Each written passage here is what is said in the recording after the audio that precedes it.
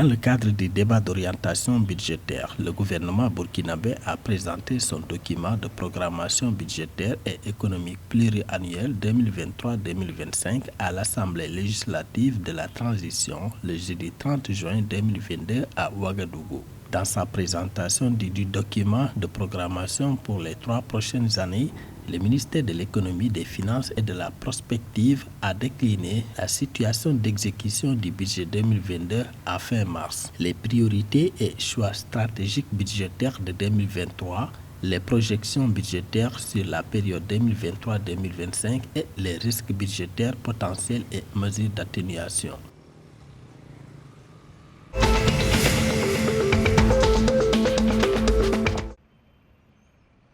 En Côte d'Ivoire, la compagnie ivoirienne d'électricité CIE a initié depuis quelques semaines des séances de sensibilisation des populations sur toute l'étendue du territoire national. Cette campagne, qui s'inscrit dans le cadre de sa politique managériale, témoigne de l'intérêt particulier de l'entreprise de lutter contre les accidents d'origine électrique dus notamment au non-respect des mesures préconisées. Selon les médias du pays, des visites sur des sites à risque sont organisées chaque année à l'intention des associations de consommateurs et des journalistes.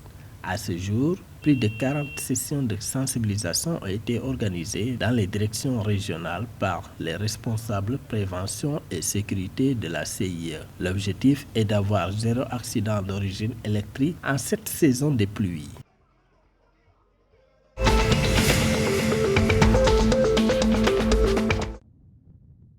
Le gouvernement ghanéen va entamer des négociations avec le Fonds monétaire international FMI pour un plan de sauvetage économique, a indiqué un communiqué vendredi 1er juillet 2022. L'engagement avec le FMI va chercher à fournir un soutien à la balance des paiements dans le cadre d'efforts plus larges pour accélérer la reconstruction du Ghana face aux défis induits par la pandémie de Covid-19 et la crise russo-ukrainienne, a ajouté le communiqué. L'exportateur ouest-africain de cacao, d'or et de pétrole brut a vu ses réserves en dollars américains chuter à 8,3 milliards de dollars contre 9,7 milliards de dollars fin 2021, selon les données de la Banque du Ghana. La dette publique du Ghana a également grimpé à 78% du produit intérieur brut fin mars 2022.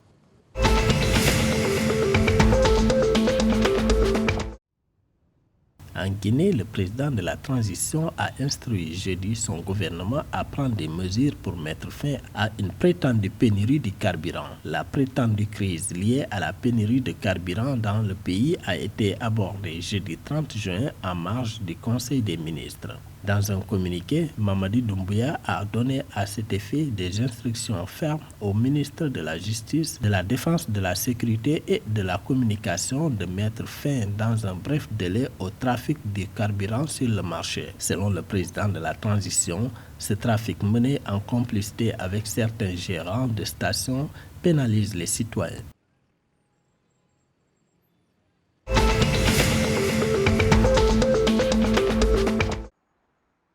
Réunis jeudi 30 juin 2022 au Centre international de conférence de Bamako, capitale du Mali, les membres du Conseil national de transition ont adopté 2 projets de loi. En premier lieu, les membres du CNT ont approuvé le projet de loi fixant le régime de la protection et de la promotion du patrimoine culturel national. Les innovations apportées dans ce texte ont trait au renforcement de la protection et la catégorisation des infractions d'atteinte au patrimoine culturel. Le CNT a également adopté le projet de loi portant création de la cellule d'appui à l'emploi et à la formation professionnelle des diplômés et formés en langue arabe. Ce texte permettra aux diplômés en langue arabe d'avoir la chance de regagner le tissu socio-économique du pays.